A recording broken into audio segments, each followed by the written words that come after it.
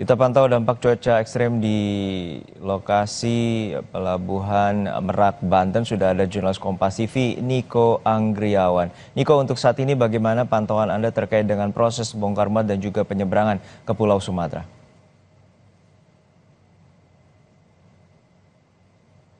Ya, Juno dan juga saudara, bahwa siang hari ini kondisi dan situasi di Pelabuhan Merak, Banten ini sudah mulai berangsur normal. Begitupun baik itu cuaca maupun itu aktivitas penyeberangan dari Pulau Jawa menuju Pulau Sumatera. Adapun antrean kendaraan pada saat ini hanya truk-truk yang mengantre untuk nantinya memasuki kapal untuk nantinya melakukan penyeberangan dari Pulau Jawa ke Pulau Sumatera. Artinya pada siang hari ini antrean truk di Pelabuhan Merak ini tidak sampai mengular ke jalan raya seperti hari kemarin. Adapun saudara, pada cuaca hari ini apabila saya bisa deskripsikan di kawasan Pelabuhan Merak, cuaca pada hari ini terpantau cerah berawan dan tidak ada tanda-tanda mendung ataupun awan hujan yang akan turun pada siang hari ini. Namun yang perlu digarisbawahi bahwa gelombang di kawasan Pelabuhan Merak ini terlihat masih tinggi, dan inilah yang menjadi perhatian dari pihak pelabuhan untuk melakukan aktivitas bongkar muat ini secara hati-hati agar nantinya tidak terjadi hal-hal yang diinginkan.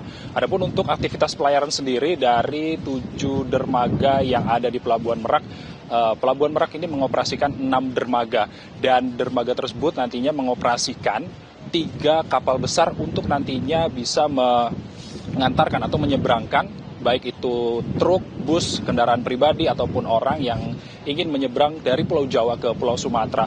Dan berdasarkan informasi yang telah kami himpun dari lapangan bahwa keterlambatan atau ketidaksesuaian jadwal ini pasti terjadi mengingat adanya gelombang tinggi dan juga cuaca buruk di hari sebelumnya. Adapun Juno dan juga saudara, bahwa skema SDP untuk menghadapi cuaca buruk ini adalah mengedepankan prinsip kehati-hatian dalam proses bongkar muat dari dermaga menuju kapal, dan juga ASDP mengimbau masyarakat ini untuk datang tepat waktu dan menghindari penyeberangan di jam sibuk dan jam-jam berpotensi angin kencang.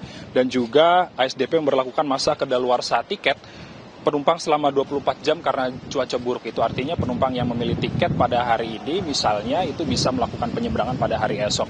Dan kemudian berdasarkan prediksi dari BMKG, Juno dan juga saudara, bahwa ada potensi cuaca buruk yang bakal terjadi pada 3 sampai tanggal 6 Desember 2024 di kawasan Selat Sunda dan juga perairan utara Serang, Banten. Lalu kemudian prediksi gelombang yang akan terjadi ini adalah berkisar antara tinggi sampai dari 1,25 meter hingga 2,5 meter. Demikian, Juno, untuk sementara dari Pelabuhan Merak, Banten. Baik, terima kasih atas laporan Anda, jurnalis Kompas TV, Niko Anggriawan dari Pelabuhan Merak, Banten. Lalu dari Merak kita ke Bakahuni, sudah ada rekan Teguh Khalidsyah. Teguh, untuk saat ini bagaimana dengan jadwal penyeberangan dari Lampung menuju Jawa, apakah sudah kembali normal?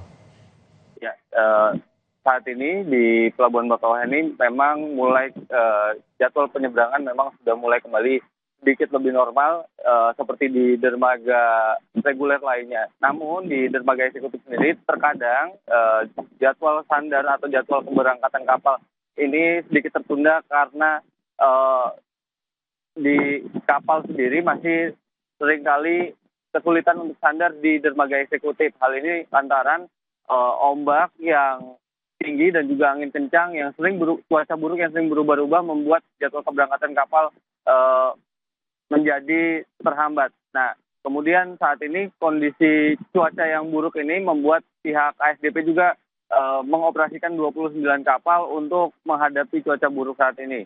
Pihak ASDP tadi sempat saya hubungi menyebut bahwa secara situasional akan membatasi kuota pembelian tiket kapal jika nantinya cuaca buruk kembali terjadi atau bahkan menutup pelayanan terlebih dahulu sampai waktu yang belum ditentukan. Namun saat ini kondisi di tempat saya berdiri ini adalah pintu masuk Pelabuhan Bakauheni masih terbilang cukup normal.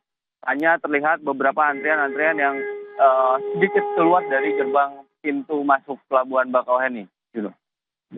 Baik, terima kasih atas laporan Anda, jurnalis Kompas TV, Teguh Khalid Syah dari Bakahuni, Lampung, dan juga sebelumnya rekan Niko Anggriawan dari Pelabuhan Merak, Banten.